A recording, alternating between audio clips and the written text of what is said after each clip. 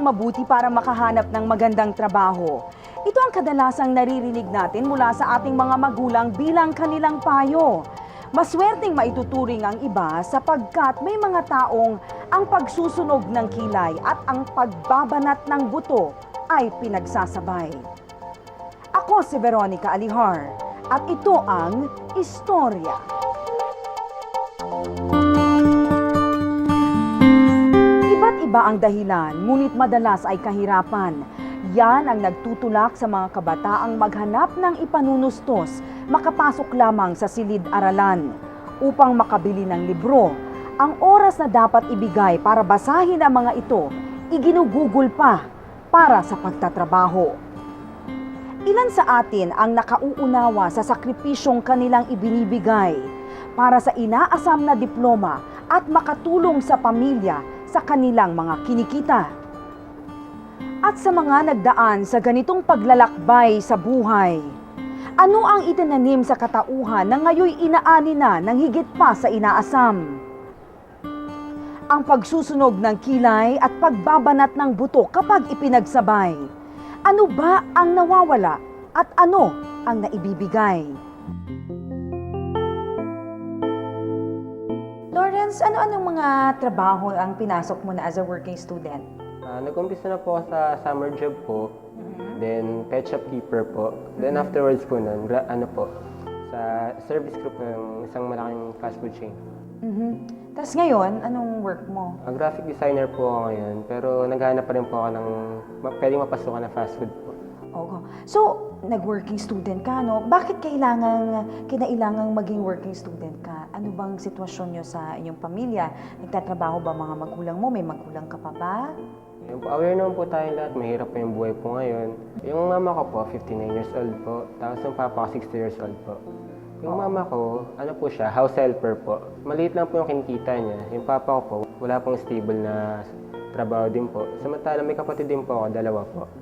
Yung ate ko po, may sideline po siya, unstable din po yung kinikita niya. Samantala yung kuya ko po, wala pong trabaho. Si mama mo, namamakasukan siya bilang isang kasambahay, ano? Paano yun? Ba't sinasabi mo na maliit lang ba yung kita niya? Hindi kaya din sustentuhan niya? Maliit lang po. Nasa 500 po isang linggo po yung kinikita niya. Stay in po siya.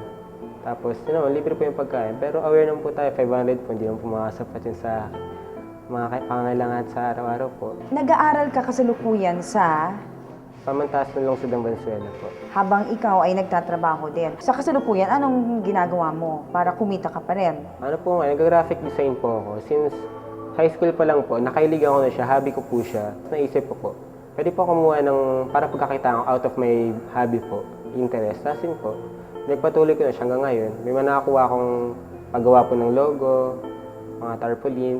Anong mga pagsubok ang kinakaharap mo bilang isang working student? Mga pagsubok po. Una na po dyan talaga yung time management po.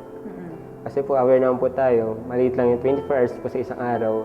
Sa umaga po sa school, tapos sa gabi, hindi naman po trabaho po. Siyempre, hindi naman po yung mag-aaral ka lang. Aral lang po. Nandun po yung magre-review pa po, mag-aaral pa for exams. Tapos bibiyahe pa po. So, mahirap talaga pagkasyahin, kulang po sa tulog. So, madalas po talaga 3 hours lang po yung tulog. Tapos sinukulang sa pagkain. Yung klase po namin, hanggang 2 o'clock po. Afterwards, nagmamadali na po ako niyan. Tapos biyahe na po ako kasi anticipate ko na yung traffic. Mahirap din po ma-late sa trabaho.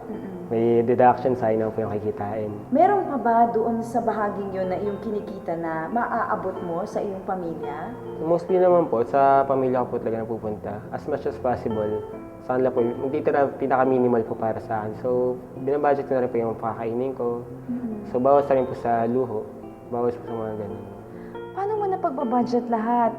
Ikaw na rin ang nagsabi, ang iyong ina, isang kasambahay, ang iyong ama, sa kasalukuyan wala siyang trabaho, ganun din yung iyong mga kapatid.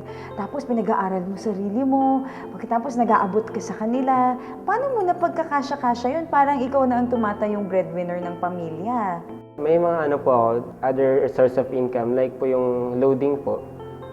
Naglo-load po ako. Tapos, luckily rin po, nakakuha po ng scholarship sa school po namin. Yung po yung nagdadagdag ng support po sa pag-aaral ko po. Bakit mo ginagawa ito, Lawrence? Bakit mo pinahihirapan ang sarili mo magtrabaho para lang makapag-aral?